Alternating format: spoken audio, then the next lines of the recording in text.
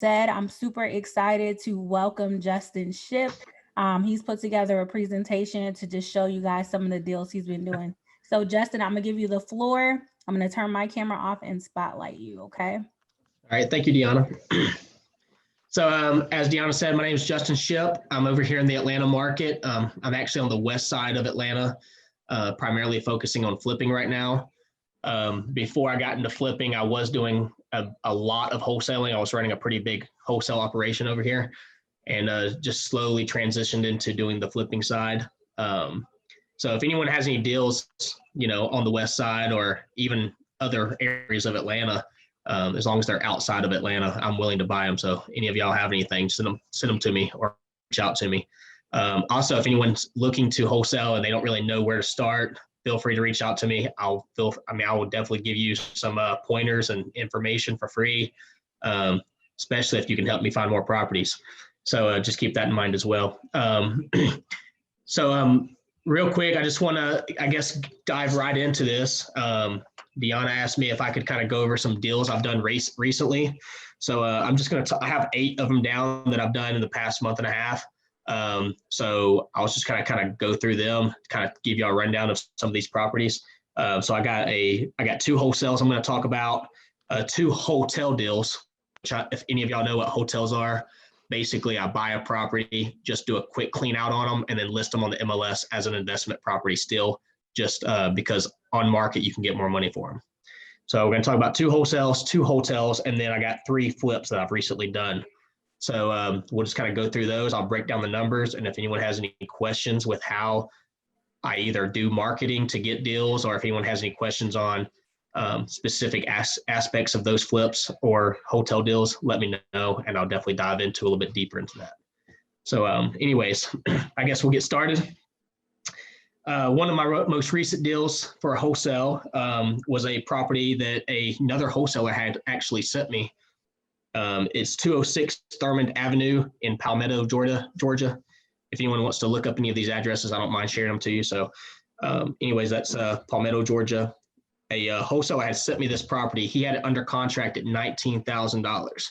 Now this property was pretty rough, but ARV on it was about 120,000. So it was a pretty good deal. And as soon as I saw the numbers, I was like, yeah, it makes a lot of sense. So he was asking me, what I thought it'd sell for. And I was like, you know what, I think you could probably get like 45,000 for it. But if you want to quick sell it, just sell it to me for 33 and I'll buy it. So he was like, yeah, that sounds great. I'll sell it to you for 33. So he assigned the contract over to me for 33,000. And I turned around and I wholesaled it to another friend of mine for 41. So we did 2 assignments on this property. And when we went to run title, there was some issues with the title. So we had to get some title issues cleared up, which took about 2 months to clear up. There was problems with the land survey. So we had to get the land resurveyed before we could sell it. And then after we got it all surveyed, we finally closed on it. I made an $8,000 profit. My buddy made like 13, but that was a really good deal. That was a JV wholesale deal. So I definitely can work with you on helping you sell your properties that way. Another wholesale deal I did recently was a property located at 122 Pinnacle Way in Carrollton. This property was actually direct to the owner. I had come across this property while I was driving, and I went and door knocked on this person's house. And I'd actually bought quite a few properties from this lady in previous years, but I originally knocked on her door, saw the property. She wanted way too much for it, so I told her I was going to have to pass on it. Well, here we are like 2 years later, she still has the property, hasn't done anything with it. So I reached back out to her. Hey, you do anything with this property? Yeah, I'll definitely network with you, Taquan. But getting back to this wholesale. So I door knocked on this lady's house. She wanted to sell it. We agreed on a price of $99,000 because she owed $97,000 on it. It was not a spectacular deal, I guess you could say. This house was probably only worth about $150,000, $160,000 fixed up. So, and it needed probably $25,000 worth of work to bring it back to retail standards. So I got under contract for $99,000, and a buddy of mine wanted it. I told him it was going to be way too tight for me, that we was just going to list it on MLS if we didn't sell it. So instead of wholesaling a property, I did a quick wholesale. We sold it to him for $4,000 profit. So that one actually just closed a week ago. And it just so happens that this same guy that bought it, a friend of mine, he'd reached out to me about one of the neighbor's houses, which I was able to talk to the neighbor. She was wanting to sell that house as well. So I referred him the lead because it was way too tight. She wanted even more money than the other one. So I just, connected the dots, let them kind of work it out, hash it out. And he's closing on that one this week, and he's going to throw me a kickback of $1,000. So, hey, you can't go wrong with $1,000. So far, does anybody have any questions on the wholesale stuff? I can answer y'all's questions if y'all have anything on that before we dive into the hotels and the flips. So personally, I love to go and look at the properties and put eyes on them because it's really hard to tell from pictures, or if they don't even have pictures, it's really hard to tell what the rehab number is going to be. But as far as obtaining an ARV, you definitely do not have to necessarily come up with an ARV just by going to look at it. You can look up on Zillow, look up lot lines. You can get on MLS. You can even talk to realtors. But there's definitely ways that you can obtain an ARV without ever having to set foot on the property or even look at the property. You don't have to have pictures for that. You just got to have, the basic square footage, what kind of house it is, what the materials are made out of, et cetera, to see what the ARV is going to be. But I like to put eyes on the property. You definitely want to look at it and kind of see what you're going to be buying or what you're going to be wholesaling. It'll definitely help paint a picture for the end buyer as well if you can get out there, have good pictures of it, and be able to show what they're going to be working with. Let me see what we got. So we didn't know about the title issues until we actually submitted the contract to the title company to get title ran. Once we did that, we ran into some issues where it had not been probated correctly. The people had inherited the house and they thought they probated it right, but they actually did it wrong. So we had to go back through there, petition the court to fix the probate issues, which took about 2 months. And then after we did that, we thought we was going to be ready to close. And then right before closing, they realized that the property lines did not match what was on the previous deed records for the description of the property. So then we had to end up paying for a surveyor to go out there, survey the property, double check everything, and then do affidavits of correction. So it was a huge mess, but it was still worth $8,000. And pretty much I didn't have to do a whole lot other than pay for a surveyor, which is $500, and pay for the closing costs. So it was definitely worth it for an $8,000 paycheck. Okay, I guess that's it for now. So now diving into the next deals we got right here. Here recently, right before Christmas, I actually closed on this property. It's a hotel deal I did.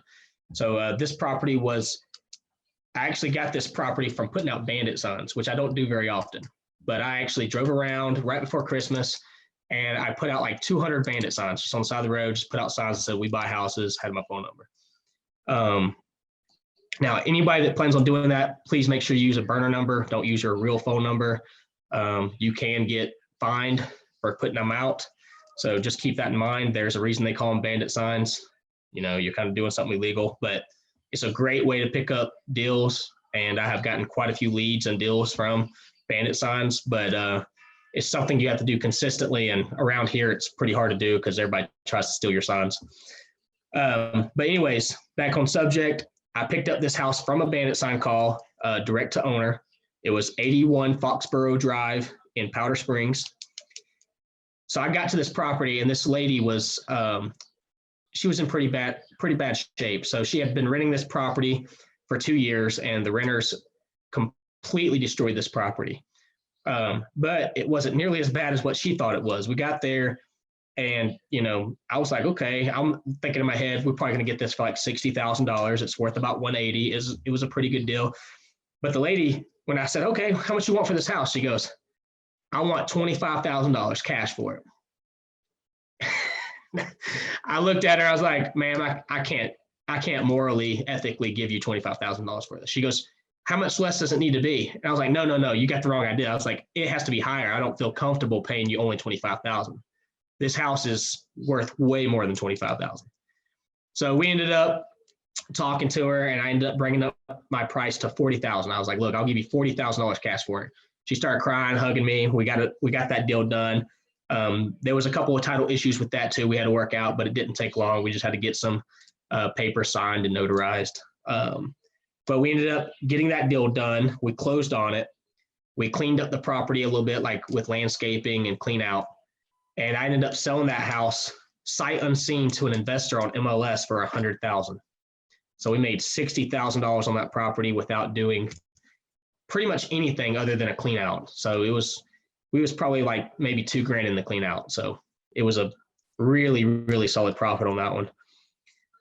The next hotel deal I have done here recently, this was actually 2 weeks ago, closed on this one.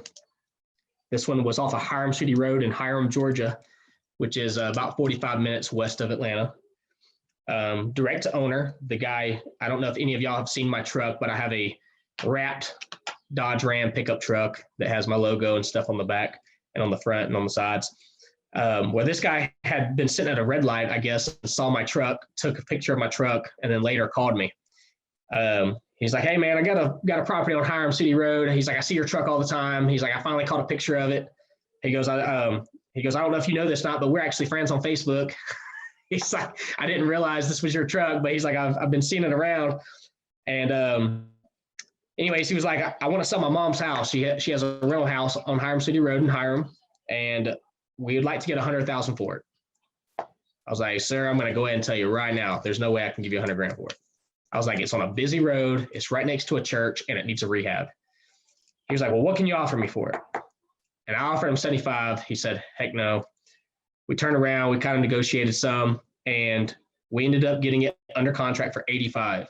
My business partner, which he's a silent partner, a lot of people don't know him, but my business partner's name's Preston.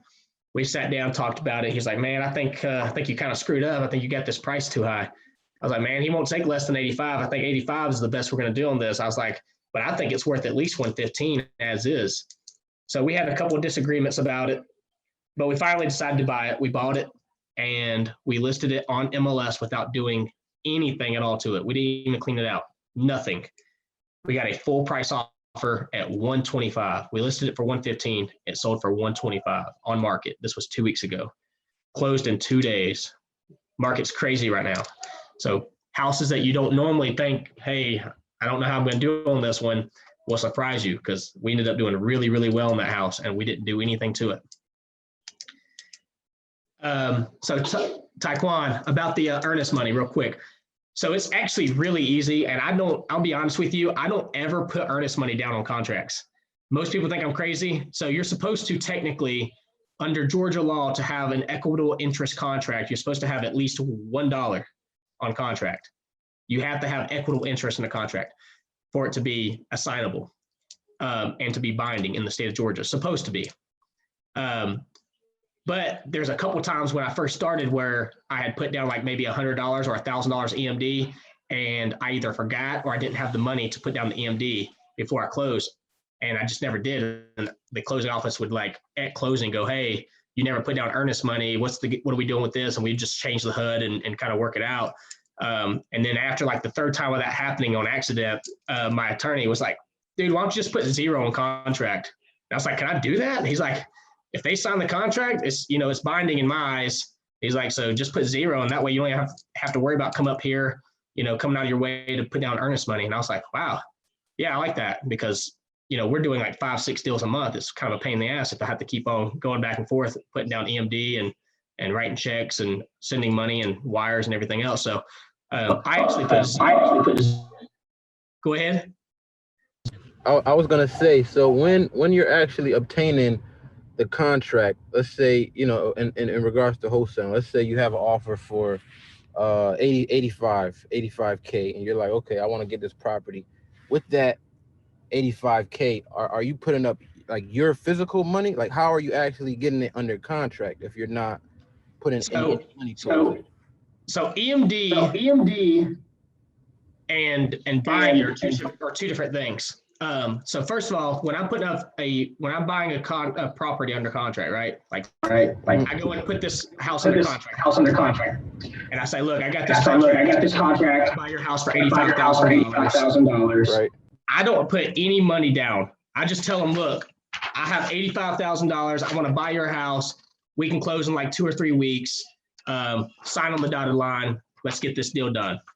All right. We go through it. And they're going to be like, okay, well, how much money or earnest money you putting down? I'm like, look, I'm going to buy this house so fast. There's no reason for me to even put down earnest money. I'm buying this house in 2 weeks. There's really no reason for me to even go to this closing office and put down $100 or $1,000 EMD. Like, I'm just going to put it zero because I'm going to close this thing out in like 2 weeks. It don't really matter. It's kind of a waste of my time. And I'm just really confident. And they're like, all right, that's fine, cool, whatever. So they sign the contract. And then in 2 weeks, if you're planning on assigning it, if you're planning on wholesaling it, right, you don't need the money because you're not buying it. I'm like, if you have the contract and you're going to assign it to me, I'm buying it. So you don't have to have the 85 grand. I just got to have the 85 grand.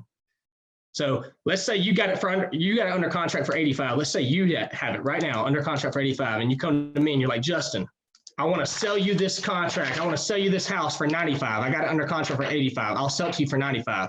I'm going to be like, all right, if the numbers make sense, let's do it. And I'm going to sign it. And then at closing, you're going to get 10 grand and the owner's going to get their 85,000. So you don't have to pay for it. I'm going to pay for it. Does that make sense? All right, cool. So as far as the EMD part goes, though, technically you're supposed to put down EMD, but it really is depending on the seller. Like if the seller's cool with you not putting down EMD, don't put down EMD. But if the seller says, hey, I want $1,000 EMD, I want to make sure you're serious, just tell them you're going to put down $1,000 and then make the end buyer do it. You know, all you got to do is say, hey, all right, fine, I'll put down EMD within 7 days. And then if you find a buyer within those 7 days, you make that buyer put down that $1,000 earnest money. Make sense? We can talk afterward, man. I'll give you my number, I'll put my number in the comments. If anyone has any questions or something, you can text or call me afterward as well. All right.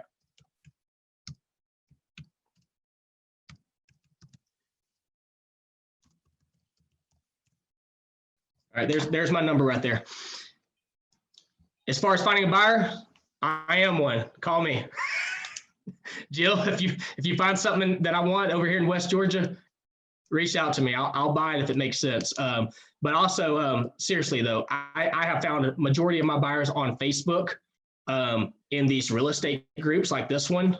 Any of the REIA groups that you go to, if you can find any of the Facebook groups on Facebook, just kind of reach out to anybody. Hey, does anybody have any cash buyers in this area, or is anybody a cash buyer in this area?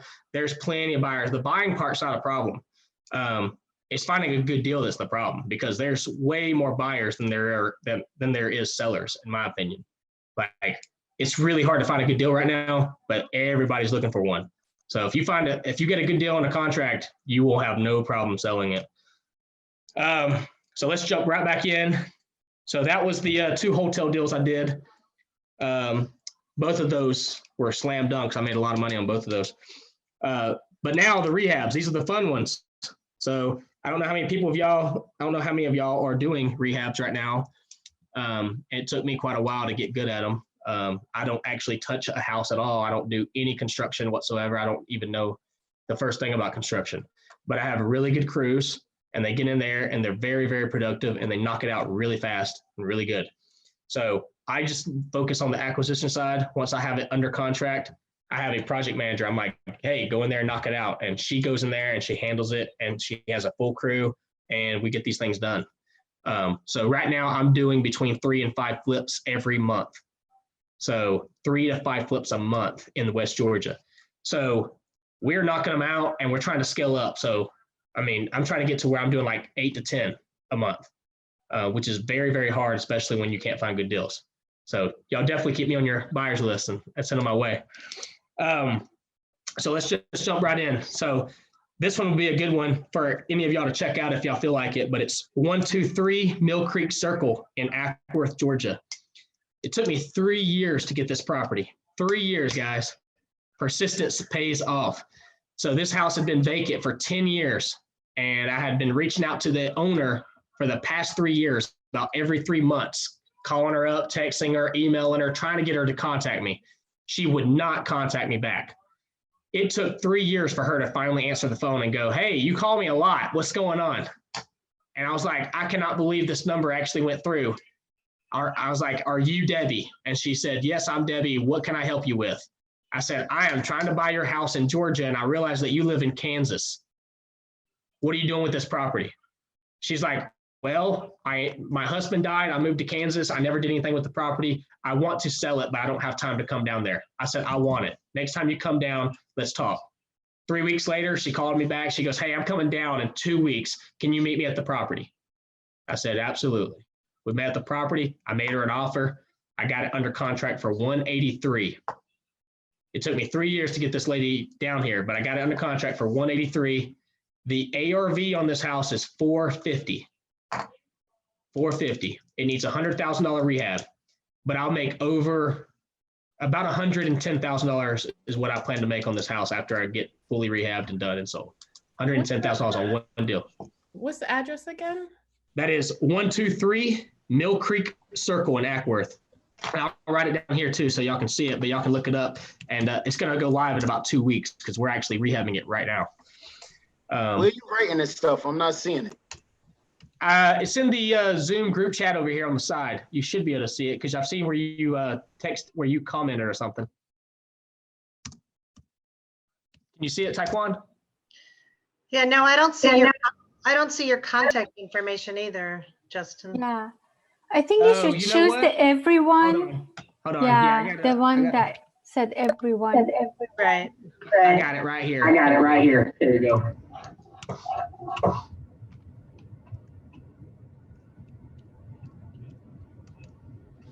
I'm putting my phone number here.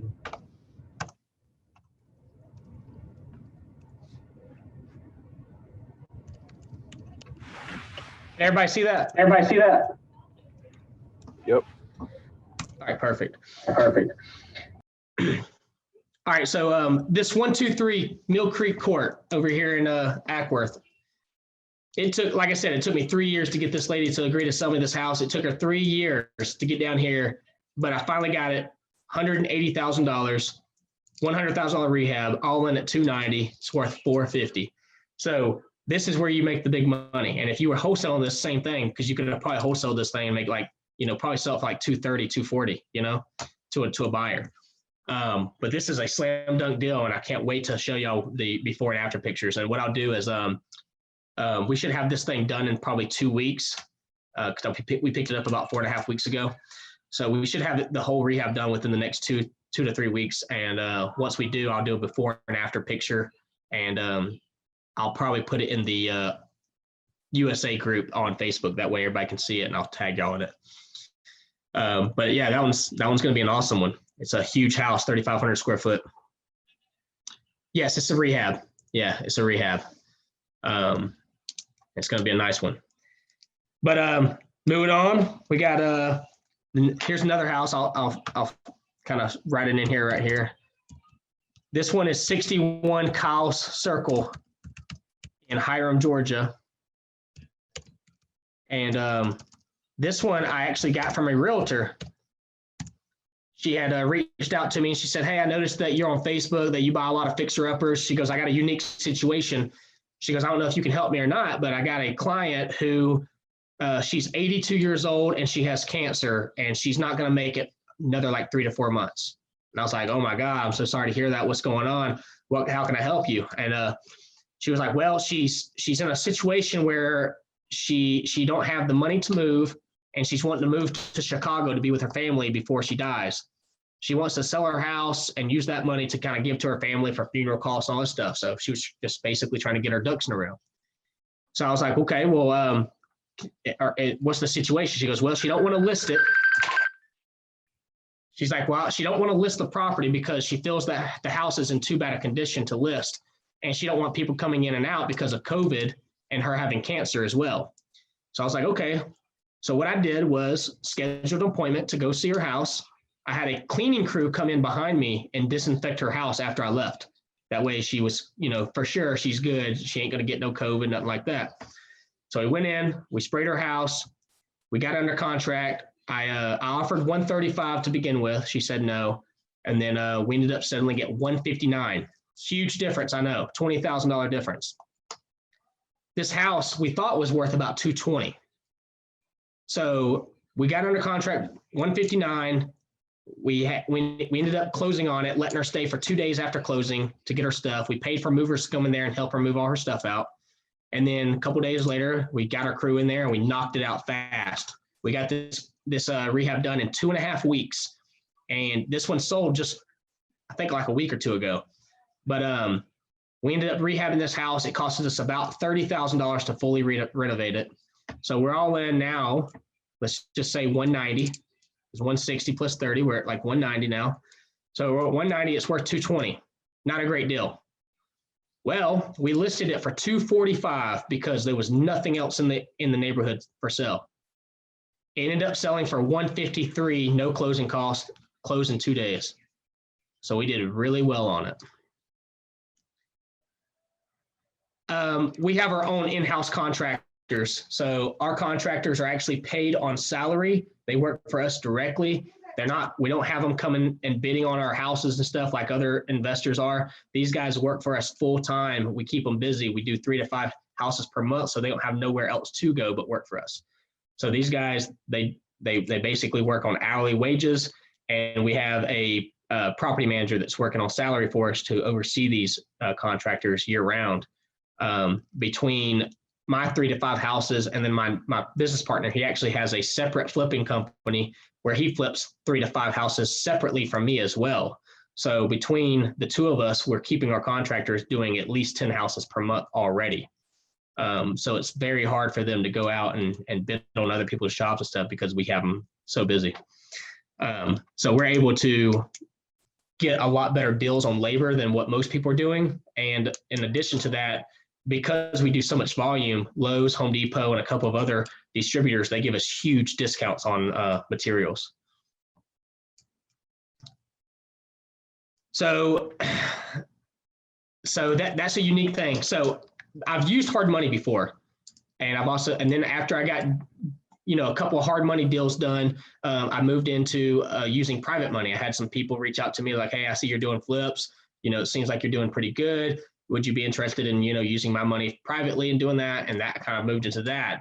Where after I did a couple of those, I ended up meeting my business partner, and I was wholesaling him houses at the time because I wasn't able to flip, but like 1 or 2 here and there.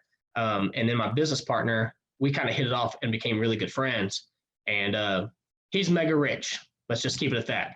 And he's got some money, and he saw that what I was doing, and he wanted to be a part of it. And he trusted me. So he was like, hey, man, you find the houses, I'll put up the money, you flip them, and we'll work it out that way, which that is the power of relationships. So, 5 years ago, I would have never thought I was handling, a couple $1 million worth of real estate per month.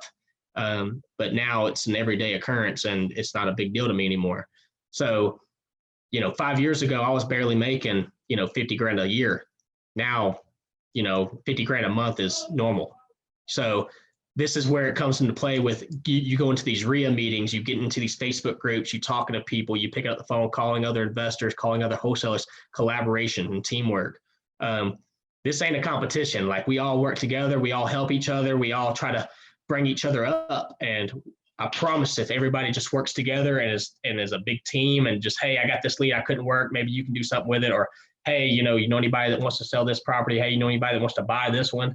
If everybody works together and as a team and just, thinks of everything as collaboration instead of competition, you'll go a lot farther in this business. This business is about networking, 100%. Exactly. All right, I'm going to get on my last rehab, and then we'll kind of open it up, let y'all just ask some questions, and we'll kind of go from there. So the last project I got I actually done a couple more since then too, but my last project I want to talk about is a property at 345 White Pines Drive in Hiram, Georgia. It was in the neighborhood, and this lead actually came from another lady who had put an offer on her house, but she didn't like my offer. But she had requested to be my friend on Facebook after I made her an offer on her house. And I guess she was just kind of keeping track of me in case she decided that she wanted to sell her house. Well, her friend ended up inheriting her husband's house.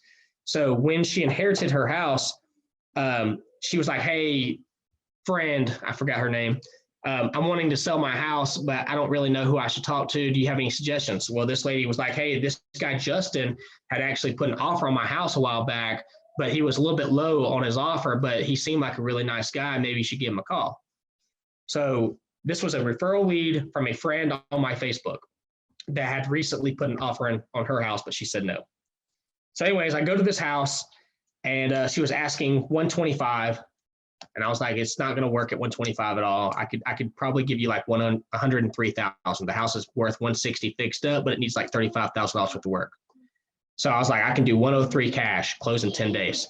She goes, well, here's the problem. I inherited it and I didn't know that I was supposed to probate it, so I haven't probated it yet. I was like, oh, well, we're definitely not closing in 10 days. It's going to take a couple months to probate. So I was like, look, I can do 113,000 cash and I'll pay for the probate. But I was like, you have to have all your stuff moved out of the house and you have to be moved out before I close on it. So we agreed on that. And we ended up buying the house 2 months later for $113,000. I had to put $33,000 into the house to get it up to par. After we sold it, we had listed it for $189 because the market was doing really good. I thought it was worth $160. We put it on the market for $189. It ended up going over bid and got to $203. And it finally ended up closing at $203. The guy, it didn't appraise for $203. It appraised for like $190. But the guy paid $13,000 extra to basically close the house and get it because he wanted it so bad. So we did a really good job on that house. It ended up paying dividends well good. We made, I think, like 40 grand on that house. It turned out really, really nice. And because we ended up doing so good on that house and we treated the owner so fairly, she ended up, like a week after that, she referred me to another house that another friend of hers had. So it's like a snowball thing. Like you do one house, you treat people right, if you do what you say you're going to do, it's going to constantly pay itself forward. Because I went and treated one person fairly, she sent me a lead, which I ended up closing on. And then that lady sent me another lead, which I closed on that one too. And then that lady referred me to another lead, which I'm about to be closing on. So me going to one single appointment and treating that person fairly and nice has actually ended up making me 3 houses that I've bought and flipped. So it's really awesome. Oh yeah. Everywhere in Atlanta, within an hour of Atlanta, everywhere. There's no inventory on the market right now. So everybody's willing to pay well over asking price. I mean, I think we have only had one house in the past 6 months not go over asking. I mean, it's insane. Every single house we've flipped has gone over asking by at least a few grand.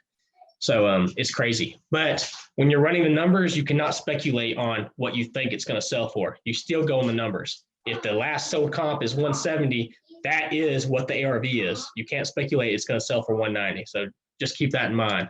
It may sell for 190, but you don't speculate that. You can only go off of what facts are. All right, well, I'm done with my little spiel on that, on the houses I have flipped, wholesaled, or hoteled here recently, just to kind of give y'all a quick breakdown on that stuff. Is there any specific questions that people have on how to find leads or how to negotiate or what kind of properties I'm looking for or any specific areas of Atlanta that you want to talk to me about? If y'all have any questions, now's the time to kind of get on here and ask me. Y'all can feel free to open the floor. So, kiddo. I have a question. Yes, ma'am. I'm in LA, like I mentioned before, and the market is just, it's crazy out here too. But I've been wanting to do some business in Atlanta, so how would I go about marketing? Because of course, it's obvious that it would have to be virtually. Yeah. So what do you want to do in Atlanta? What kind of investing are you doing? Are you wanting to wholesale virtually? Or you want to buy rentals? Or you want to try to fix and flip virtually? Because that's really hard. I mean, what's your goals? I would like to wholesale. And okay. Eventually I would like to maybe perhaps do Airbnb. Okay. Well, both of those are pretty easy. On the Airbnb side, that's going to be focused on what area you buy in and what price you get it for and what you think the house would Airbnb for. You got to watch out for a lot of the zoning and areas of Atlanta where they have restrictions on Airbnb. So just, if you are going to get into Airbnb, definitely watch that and like really do some research on specific rental restrictions and stuff. Okay. I know Buckhead is getting really, really bad about that. They're like buckling down on the Airbnb stuff, and that's a really good area for Airbnbs, but they're starting to really buckle down on what they're allowing over there for Airbnb. So be careful of that. But with that being said, as far as wholesaling goes, wholesaling is pretty easy to do virtually. The hardest part is going to be coming up with the exact ARV that you need to have, and that way you can evaluate the property correctly. And besides that, it'd probably be second problem would be having someone that you can trust, or having boots on the ground basically to go take pictures of the property and verify what the seller is saying is correct. Okay. Go ahead. I thought you were saying something.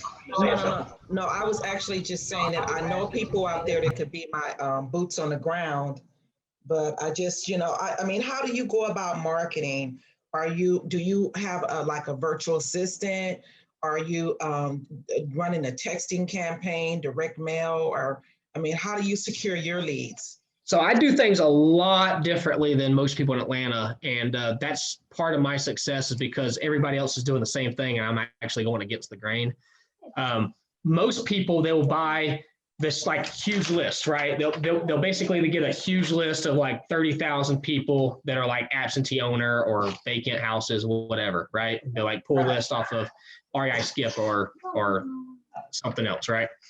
So you get this big list, and then you send it over to batch skip tracing, and you say, hey, I need to get this 30,000 leads skip traced. And then they get the lead. Ryder, I'm talking right now. You got to go in there, okay? But you'll get these 30,000 leads skip traced, and then you have either a team of VAs or you yourself will go through and just call every single day, basically inquiring if someone wants to sell their property. To me, it works, but every single person's doing it. So it gets, you're not going to get very good leads, in my opinion.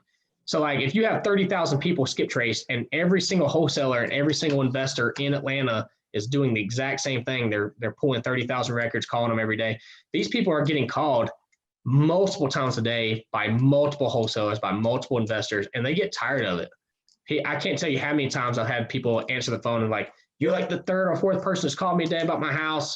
He's like, will you people just fucking leave me alone? Or, they'll say, no, it's not for sale. Or they'll say, yeah, it's for sale for $1 million and it's worth like 200,000. So that happens to me too. Yeah. So it just gets played out. So to me, you want to, I personally like mailing campaigns where you send them to direct mail. You don't got to talk to them. You don't got to do nothing. If they want to sell your house, they're going to pick up the phone and call you. So I like and then I also like door knocking, which I know you can't do if you're virtual, but I like to hire like roofing guys, like find guys that do roofing sales. Like, hey, if you come across any vacant houses, I'll teach you how to do this. But basically, you find a vacant house, you write down the address, you skip trace that person, find out where their mailing address is, and go door knock on their house and ask if they want to sell that house. Okay. That's how I do most of my leads. Oh, okay. And it works very good because no one's door knocking, especially in Atlanta. Yeah, out here we can't door knock. We're not supposed to door knock. If we, as a realtor, I'm not supposed to door knock. If I get caught door knocking, it's like a $1,500 fine. Dang, that's crazy. Yeah. Yeah. So that's one thing I got, against a lot of other people is most people are scared to door knock or they don't feel comfortable doing it. And I love talking to people. So I just go knock on people's door and, since I also have a roofing company, I'm like, hey, I noticed that your roof has a couple of shingles missing. Would you want to replace that roof? By the way, you wouldn't happen to know anybody that has any properties they'd want to sell, do you? So it works out. Yeah, that's a good technique, and I thank you for your response. Yes, absolutely. As far as wholesaling, the biggest thing is making sure your numbers are absolutely dead on. I do not recommend virtual wholesaling inside the city limits of Atlanta, just because unless you're from Atlanta, it's really hard to run comps because most people don't understand. I see it all the time by virtual wholesalers. They'll send me properties in my email and I'll look at it and I'm like, they got that property like $200,000 too high because they're running comps based off of like MLS and they're doing like a 1 mile radius or a half a mile radius, and it don't work that way in Atlanta. In Atlanta, you could have, it's in a grid. So you could literally have a house, you know, you could literally have like a house like right here. Like, oh, I'm gonna draw a map right here. So you got a house right here. So you could literally, in Atlanta, you know, you could have like a house right here, and one street over have a house right here, and this house be worth like 700,000, and this one's worth 200, and they'll be the exact same square footage. It's just Atlanta's really weird. Like one street could literally mean the difference between being in the West End or being in, you know, Gresham Park or one of these other area cities or whatever. But I've even done it before where, you know, I run comps in Atlanta and I'm like, oh, this house looks like it's going to be worth like 600,000, where it's technically only worth like 300, and maybe I have it under contract for 260. You know, so it's really tough. Now in the suburbs of Atlanta, once you get outside of that circle of Atlanta and get into the suburbs, the houses, you can go a mile in the radius and it's pretty much dead on the ARV. So once you get in the suburbs of Atlanta, you know, you can virtual wholesale pretty much all day long and you're going to get pretty close, you know, on your comps. But inside of Atlanta, it's really tough to run comps. You really got to have boots on the ground or know Atlanta like the back of your hand. Okay, thank you. No problem at all. And like I said, as far as virtual wholesaling, you're only going to have a couple options. You're really only going to have calling, texting, or direct mail. Those are really going to be your only real good viable options, unless you can find some boots on the ground people or a guy to manage like a Driving for Dollars team in Atlanta and do door knocking or something like that for you. And so you said I think you used this example where you said anything like is within an hour of Atlanta is good. Yeah, if it's within an hour of Atlanta, you can't really go wrong. I mean, you can basically throw a dart. As long as it's within an hour of Atlanta, you can find a buyer for it, and you're going to be able to find a good deal. Thank you. Mm-hmm. All right, so Jill, where are you located, Jill? Is Jill still here? I live in the Atlanta market. I live up in the suburbs, but we just moved from Edgewood, Candler Park area. Okay. So Atlanta.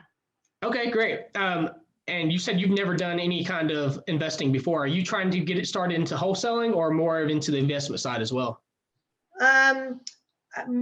Right now, my interest is kind of leaning more towards the wholesaling. Yeah, okay. But I figure once we find different properties, hopefully, you know, like you're doing, diversifying some of the different ways, but wholesaling seems like more something that seems doable to get started in. It absolutely is. So how I got started in wholesaling, I didn't know anything about real estate whatsoever. I mean, at all. I had no mentors. I had no friends that was in real estate. I didn't know anything. All I did was talk to a lawyer one day, and he kind of gave me the breakdown on what wholesaling was and how to do it. And I said, wow, that seems kind of easy. Let me try it. And I posted up a post on Facebook, and I said, hey, does anybody have any houses they want to sell? Anyone know of any vacant houses in your area? Hit me up. And a friend of mine said, hey, there's a house right across the street from me that's vacant. I said, do you know who owns it? He goes, no, but there's a for sale sign in the front yard. I'm like, well, send it over to me. And I called, I made an offer, and then I got under contract. 3 days later, I sold it for a $3,000 profit higher than what I got under contract for. How many years has it been? About 4.5, 5 years. Cool. And it was fairly easy to get my first deal, but it was not easy to get consistent. So, you know, it's easy to get one deal here and there, but to be able to find consistency in it and be able to get deals every single month, that's what's hard. And it really depends on how much time you have, how much hustle and drive you got, and how quick you are at learning, you know?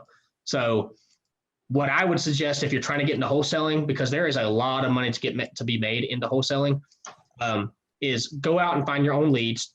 What I would do personally is if any of y'all feel like it, this is my best method right here. It's simple. It's not overcomplicated or anything like that. Just download this app. I'm gonna put it in the comment section over here for everybody to see, but it's called Land Glide. All right.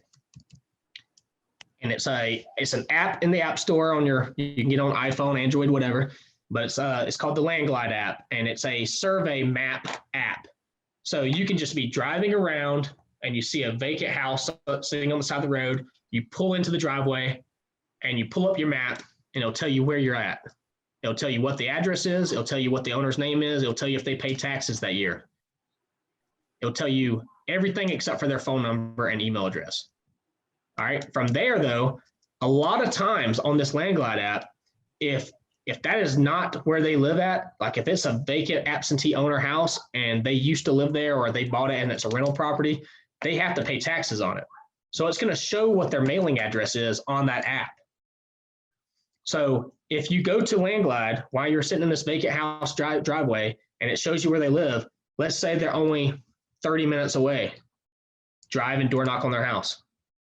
All right. If they're not 30 minutes, even if they're 30 minutes away, even if they're 5 hours away, don't matter. Go home, write a handwritten letter saying, "Hi, John, I came across your property at 123 ABC Street. Was wondering if you'd be interested in receiving an offer on it. I'm a local investor in the area. Here's my number. Here's my email." Put in an envelope, mail it to them. Wait for them to respond. I can't tell you how many deals I've gotten like that. Literally just drive around, you see a vacant house, you send them a mail card. It works. And if you feel really hustle and motivated, after you get on Landglide and you find a house, you can save the location, by the way. It saves every single house that you pin. You can pin them. So every single house that you come across that's vacant, you can put a pin on it.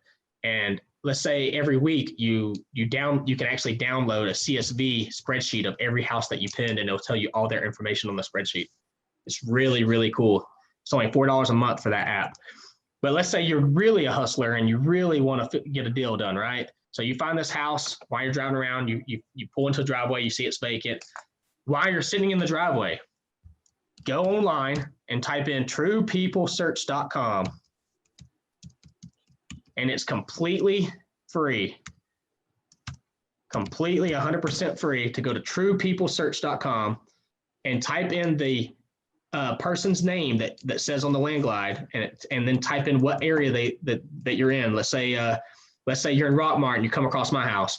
Go to Landglide and it says Justin Ship, Rockmart, Georgia, whatever. So go to truepeoplesearch.com. It'll tell you search for somebody. Type in the name Justin Ship, Rockmart, Georgia, and then boom, it'll pull up the person's phone numbers. Call them right then on the spot. "Hey, I'm sitting in your driveway right now. I just happened to come across this house over here at 123 ABC Street. I'm actually sitting in the driveway right now. It looks like it's empty. I was just curious if you'd be interested in selling it. I'm a local investor. I was on my way to one of my rehabs and I just happened to see this house that's vacant." I mean, it works. It's not 100% accurate, but truepeoplesearch.com is, I would say, at least 65 to 70% accurate on their phone numbers. So it's a very good start, and it's completely free. So it saves you money from having to go to batch skip tracing and stuff. Hey, Justin, can I say something right quick in regards to True People Search? Yeah. So I was out driving for dollars out here in LA 2 days ago. Came back, I found the owner's information on propstream.com. Okay. Ran everybody through True People Search, did some mailers, and then I decided to call. So just like you said, some of the numbers are not always correct, but someone, I left messages. And so someone called me today and said, I don't have a house for sale, but a lot of my friends are dying and their houses are sitting vacant. And I know other houses that are vacant. And so the man said, well, I would really like to make some extra money. So can I just get all the information for you and send it to you, and you give me a referral fee? And he said, in fact, in my neighborhood, there's a lot of vacant homes. So I was second guessing even calling the numbers on True People Search. At first I was like, maybe I should just skip trace them through another system. And so I said, no, I'm going to go ahead and just call them anyway. And the guy called me today. That is awesome. And like I said, it's not 100% accurate. It's like a 60, 70% chance. But even if let's say you skip trace one person and all their numbers are wrong, go to the next person. Like, let's say they're possible relatives. Let's say they're 50 something years old and there's a John something and his name is underneath them as possible relative, and he's like 25 years old. Maybe it's her son, So call him, but start calling relatives, because you'll be surprised that one of the relatives might pick up and their number might be right on True People Search. And then you might get in touch with them and be like, hey, look, I don't think I have the right number. I'm not sure. I'm looking for, Miss Daisy or whatever, right? I'm looking for Miss Daisy about a house that she has. I don't know if this is the right number, but this number was associated with the address. He might go, you know what? Yeah, my name's John. That's actually my mom. Daisy's my mom. Would you want me to give you her number? I mean, I can't tell you how many times I've had people I called them and I had the wrong number. They're like, oh yeah, that's my mom. I'll give you her number, or that's my dad, or that's my cousin. I'm like, oh, wow, cool. Yeah, that'd be great. So, I mean, I'm a very big hustler. I'm very, very persistent. I'm very, very consistent. So like, if I find a house I really want, I'll keep calling every single person on that list until I find somebody that knows something. Somebody's going to tell me who the owner is and where they're at and if they want to sell it or not. I have a question. I have been something rolling around the back of my head that I have a friend who is a realtor, and I just wondered the value that you think of possibly me partnering with a realtor to find properties, or is that, and how do you think that could be structured? I don't like to buy properties that are on market, but I have bought a lot of houses through realtors.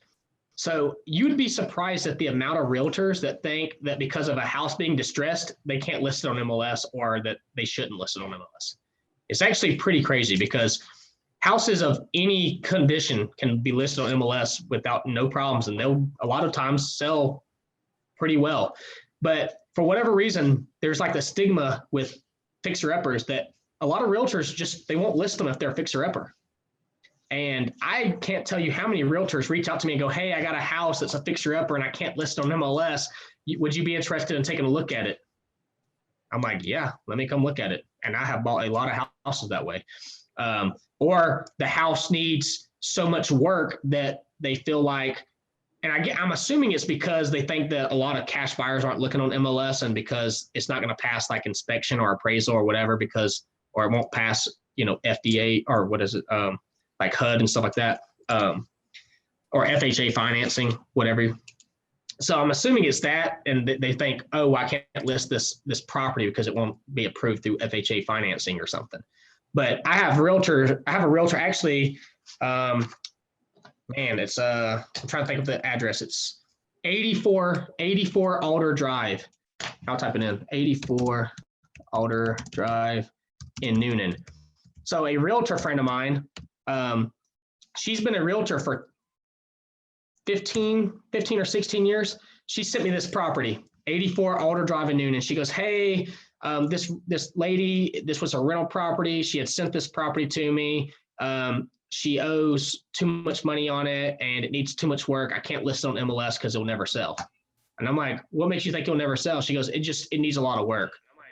So I'm like, okay, well, let me come look at it. So I went and looked at it, and I made her an offer for like $90,000. She goes, oh no, she owes like 110 on it. I was like, ooh, yeah, that's gonna be tough. I was like, yeah, the comps are only like 170 and it does need a lot of work. I was like, well, what does she owe on the property? She goes, she owes like 103. I'm like, well, tell her that I'll pay it off and throw her like $1,000 or $2,000 after I flip it. She goes, no, she don't want to do that. I'm like, well, it's definitely not going to sell for what she's wanting. I was like, how about this? We could do a subject to transaction on it. And I explained to her what subject to was. She goes, I'll reach out to her and see if she wants to do that. Well, a couple of days later, she reaches back out to me and she said, she does not want to do the subject to, but she said that she would just let you buy it and pay it, basically for payoff. I was like, okay, great. So I put her under contract, and then I started going over the numbers with my business partner, and he was like, I don't really want to flip it, but he goes, it's up to you.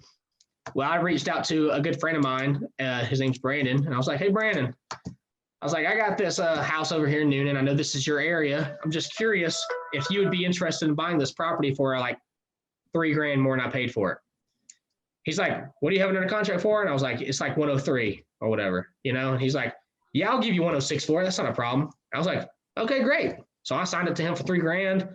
I gave the realtor $1,500 at closing. I took $1,500, called it a day. So yeah, you can definitely make money with realtors because a lot of them just don't understand like the wholesale game, and a lot of them don't understand, what investors are looking for, and they think that with it being a fixer upper, they can't list it on MLS, or maybe they just don't want to because of the stigma behind it or something. I don't know, but I get a lot of leads from realtors, and also short sales. Think about all these houses that are like, maybe they're overpriced, but they need a lot of work, and someone does list them on MLS, right? But they're just not getting any bites on it because everybody knows they just need way too much work. You can reach out to the realtor and say, hey, look, I see this house is listed way too high, or, I see you got it for sale, but it's a fixer upper, but the numbers really don't make sense. Can we do a short sale on it? Would the seller be open to a short sale? And if they're willing to do a short sale, put an offer in and get it for a short sale, you might be able to get a house for a really, really good deal. Is there any other questions? I see Rasheen said, what do you feel about driving for dollars? I love driving for dollars. In fact, even though I make pretty good money and I've been doing this for so long, I still go driving for dollars almost every week. I enjoy it. I go around looking for houses all the time. And if I see a house, I write it down. I go door knocking when I have time. But I love door knocking. I got a question. When it comes to wholesaling and acquiring leads, what would you say is your most persistent way of obtaining leads? I know you mentioned the mail marketing aspect. I'd say, all right, so when I first started, I was broke. I had $0 in my bank account. I literally started with nothing. So when I first got into real estate, how I was getting leads was I was joining every single Facebook group I could. It didn't matter, a yard sale page or community website page or, whatever. I was joining every group I could on Facebook, and I was just making posts every day going, hey, I'm looking for a fixer upper house. Has anybody got anything? That was how I was getting all my leads completely for free. Just posting on Facebook all day, every day. And as I started getting deals done, I started, I wrapped my truck and I started making flyers and business cards, and I started doing door knocking. Door knocking's free. So I'd go around, drive around, look for houses, and I'd go door knock on the houses, give them my flyer, give them my business card, tell them to call me if they want to sell. Gotcha. And then as I started getting more money that way, then I started doing direct mail. Then I started hiring cold callers, and then I started doing, cold calling, text messaging, email blasting, everything. And, I got to where I had about nine employees that worked for me full time, and I was running a big operation, but it was way too much to manage. So I ended up scaling back last year during COVID, and I pretty much fired everybody and went back to square one. It's just me again. And I just do all the leads myself. But honestly, now, after you've been in this game for a while, at first it's hard, because you got to build consistency through just hustle. Right. But after you get to a certain level of trust, and once you have enough people in the industry that know that you put out quality stuff and that you're a trustworthy guy and, that you do good work. And once you've been in this long enough, you're going to start getting referrals from everybody. So like now I get 90% of my deals from other wholesalers, other investors, other realtors, brokers. Like they will literally just send me deals that don't work out for them. Like they go to put an offer on a house. Maybe they're $5,000 or $10,000 too high or too low or whatever. Or maybe people don't like them, or maybe the person wants to sell and decides I don't want to sell now. They send me those leads all the time, and then I go back and I negotiate and I work with them, and then I sometimes get them. Or a realtor, like I said, will send me stuff like, hey, I'm thinking about listing this on the market. I'm not sure, but before I list it, do you want to make an offer that I can present to the seller? And I'm like, yeah, absolutely. I'll make an offer, and they might accept it before they ever even put it on the market. I got you. And then other wholesalers reach out to me and say, hey, I got this lead that came across my table, and it's not in my, it's not an area that I work in. I'm in, Gainesville over here. Do you know any buyers for Dallas? I'm like, I'm a buyer for Dallas. Send it my way, and I'll throw you a referral fee. Or if you don't want to wholesale it to me or don't want to give me the lead, let's JV on it. We'll close it out some other way. But referral leads are definitely the absolute best, in my opinion, lead source. Like once you get to the level of being in the industry for a few years and people start respecting you and they know that you're a stand-up person, you're going to get a shit ton of leads just from that. I got you. So what area, or do you have any area in specific where you look to obtain properties? Yeah, and actually I'll property. I'll type it in over here so everybody can see it. But I mainly like to flip on the west side. So I like Paulding County, Georgia, Cobb County, Georgia, Bartow County, Douglas County, stuff like that. But I will flip in other areas like, Rockdale County and some of the areas over there, like, was it Harris County? And I don't know, like some of the areas on the west side, I will buy in those areas too. It's a lot farther for my guys to go. And it's a lot farther for me to go check on them. So I don't really like to buy when I have to drive 2 hours to go check on a rehab, I like to be within 30 minutes, 40 minutes tops. But that's not to say I won't buy in other areas. It's just, it has to be a really good deal if I'm going to buy in another area. What verbiage is on my truck? So it just has my logo, which I don't know if you can see this or not, but my truck just had Chaotic Realty blasted on the side of it. And then it says we buy houses and has some stuff. But actually, I'm about to rewrap my truck in a whole new scheme. Let me see if I can get a picture of it and see if I can show it to y'all. Can y'all? I don't know. It's kind of hard to see, but that's basically my truck. So it has my logo, and then it says we buy houses, and it has my phone number. That looks great. So yeah, that's basically what I do, and I have 3 of my vehicles wrapped like that. So that's a write-off, right? Because you wrap your vehicle. Everything's a write-off. Every time I go to eat, all the clothes I buy, every single clothes I buy is with my logo. So no matter what, all my clothes are literally have my logo on it. That way, everything I wear is just a write-off. Yeah. And I even have a suit that has my logo all over it. That's funny. Good job, bud. You want to say hey to everybody?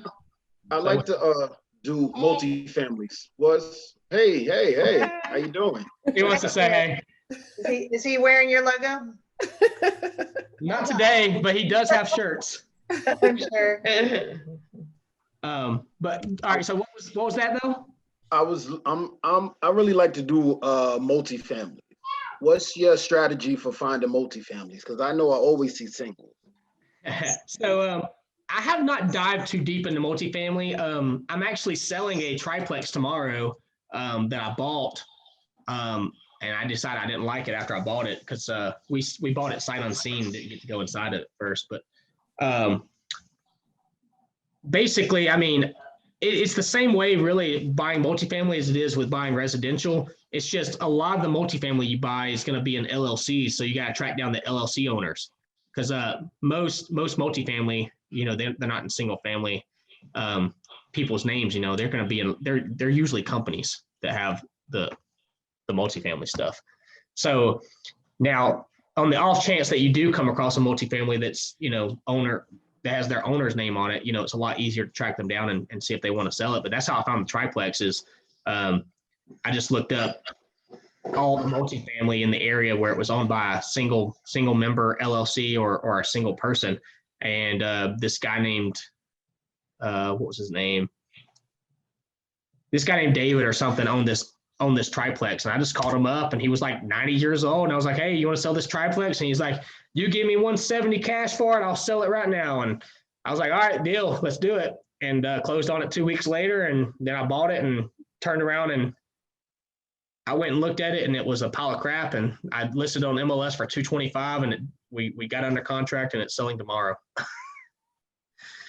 So, but multifamily is something I'm definitely wanting to get into. I'm actually looking for some fixer-upper apartments. So if anyone comes across anything in Atlanta or suburbs of Atlanta where it's a apartment complex that's like vacant or really distressed and they want to sell it, definitely reach out to me because I'm definitely interested in buying multifamily, but it's something I haven't really dove too deep into. I've only sold a couple of duplexes and a couple of triplexes. I've done a couple of quads, but I don't hold rentals. I did the whole rental thing for a while and it just wasn't up for me. I like to do the flips.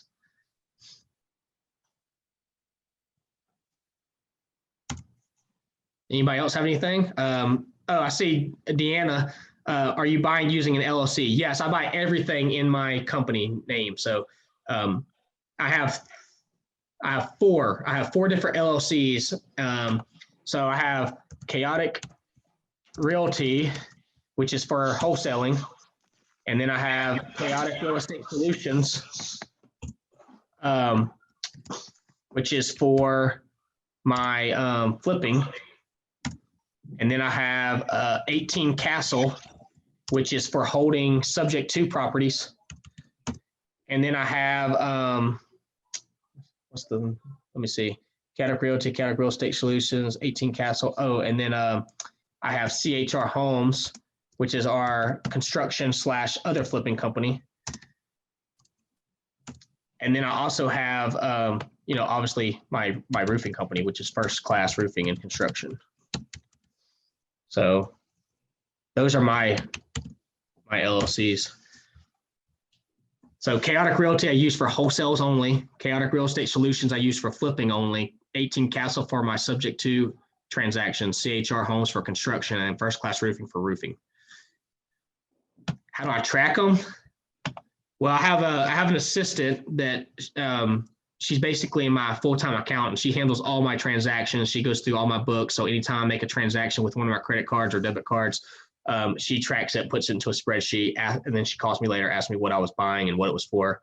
So she keeps track of all that for my paperwork for the IRS and stuff. And then as far as the LLC, like paperwork and stuff, of course, that stuff comes to my email.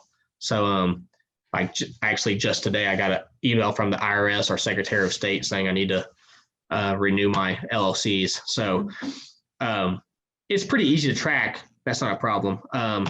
But you definitely, when you first start into wholesaling, I don't think you really need an LLC. Like you can actually, I'd say like your first maybe 3 to 5 wholesales you can do in your personal name if you want to. It's not a big deal.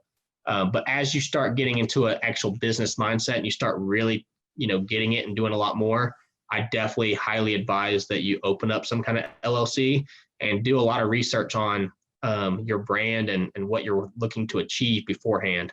So like when you decide what kind of name you want and decide what kind of business you want to make sure that it's something that's going to represent you and what you're trying to achieve. So mine I picked because I was crazy and wild in my younger days, and I figured real estate's probably pretty crazy and wild too. So Chaotic Realty just kind of made sense for me.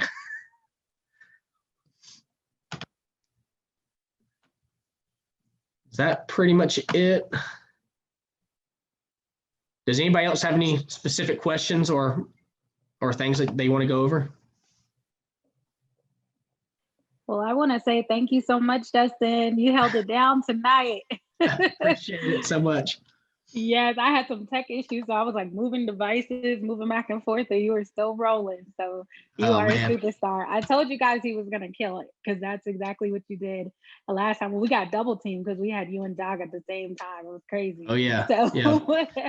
Well, look, if anybody needs anything for any reason, feel free to reach out to me on Facebook. You can look me up, Justin Ship on Facebook. You'll probably see I have a ton of mutual friends. I am getting kind of close to my limit on Facebook. So shoot me a message if I don't add you, because I have about 900 friend requests right now, and I only have spots for about 50 more people. So I kind of vet my people, who I add now. So send me a message if you want to be my friend on Facebook, or if you have any questions, you can shoot me a text or a call. I put my phone number in the side, or you can always shoot me an email if that's easier for you. And in addition, I'll try to get into the group every once in a while. And, if y'all have any questions, y'all can tag me in it. Cool. Well, thank you again, Justin. This was absolutely amazing. I want to encourage you guys to connect with Justin. He is definitely the real deal, and always a pleasure when he comes and teaches with us. I hope everybody has their calendars marked to come back next month. So we're the first Wednesday of every month. We're going to meet right here, have a couple minutes for networking, and then bring in another local expert to come and talk about doing deals in Atlanta. If you were someone that spoke up and said, hey, I haven't done my first deal, I'm not sure, what to do, I want you to set a goal to try out one of the strategies that Justin gave you today, whether you're driving for dollars, cold calling. I love what he said about Facebook groups. You better go and pick something. And I want you to come back, and during our networking hour, I want you to come and tell me what you've done. Those of you that have known me for the years that I've been doing these groups know that I'm really big on accountability, because I want you to get to your first deal, or if you have done a deal, I want you to get to your next deal. But we can't do that if we're just listening. Is my friend back? If you're just listening to these meetings. But yeah, guys, so also available to you if you join REI USA, you are able to go and watch the webinars and resources. So all of that's available to you through the portal. But once again, my name is DeOnna Britt. I'm an attorney here in Atlanta. So if you have any legal questions, need anything at all, feel free to reach out to me via social media, or of course you can send me an email or Facebook message. I'm here to support. And I know we talked about leads, so I'm sure you're seeing my logo right now. Just go to lawclerkondemand.com or Law Clerk on Demand on social media to find out about finding deals at the courthouse. But please stay connected to REI USA, and we will see you guys next month. Thank you again, Justin. Thank you, Justin. Thank you, DeOnna. Thank you. Thank All you. right, guys. Have a great night. Thank you. Thank you. You too.